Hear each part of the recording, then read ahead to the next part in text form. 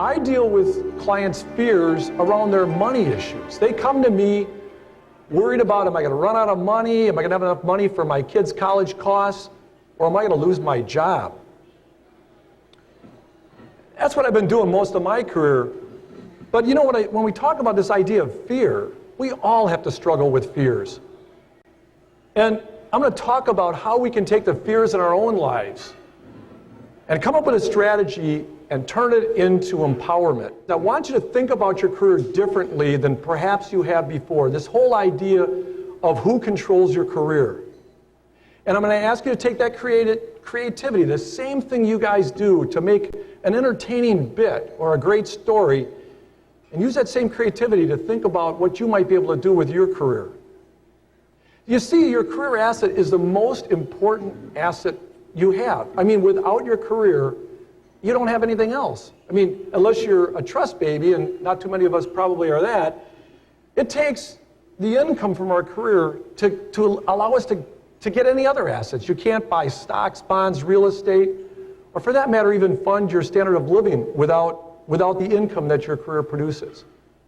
I realized the importance of this about 10 years ago, and I created a financial planning service model I call career asset management.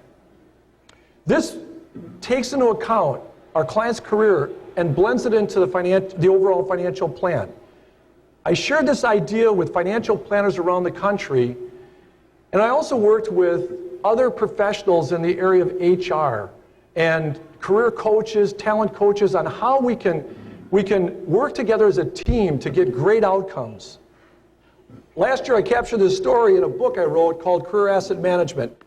So the ideas I want to share with you today are going to help you develop, manage, and optimize your career.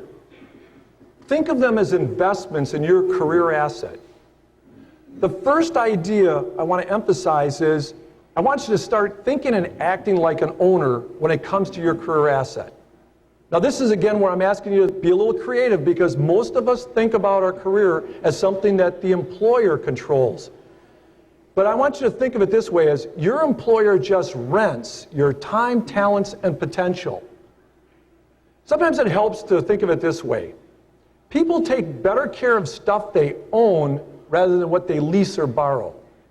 I mean, when was the last time you washed a rental car?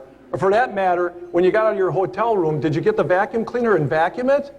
I mean, that's the idea. We do that in our house. We do that with our own property.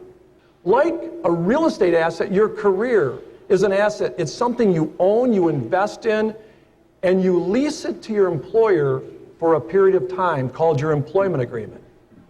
Now, who's that ideal tenant or employer? It's someone who respects and appreciates the value that career represents to them. It's a value for value exchange. You provide the asset to them, the tenant, so that they can benefit by renting it out or monetizing it at something greater than the salary they pay you.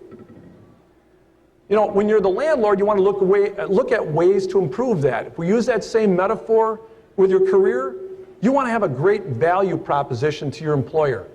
You know, 50 years ago, that career property looked more like a warehouse that you'd rent out over a long-term lease. And we would call that lifelong employment. Now, I can tell you what, there's no lifelong employment anymore. That's not relevant to the economy we have today, and it especially isn't relevant for anyone here in this room. And what we're looking at today is more like a short-term rental agreement. And if you think about it in your industry, 15, 20 years ago, you had 5-year employment contracts were pretty common. Today you're lucky if you can get a 2 or 3 year contract. So the day spa, I think, is a better metaphor. So think about, what would you do if you owned a day spa? Use that metaphor with your career. Well, you got to make sure it's an attractive value proposition to the ever-changing tastes of the marketplace. You know, if you think about your career as an asset like real estate, your employer does not own it, you do. So since you own your career, it's really important for you to have a strategy in place to develop, manage, and optimize it. Now this sounds simple, but you'd be surprised how few people actually have a strategy around their career.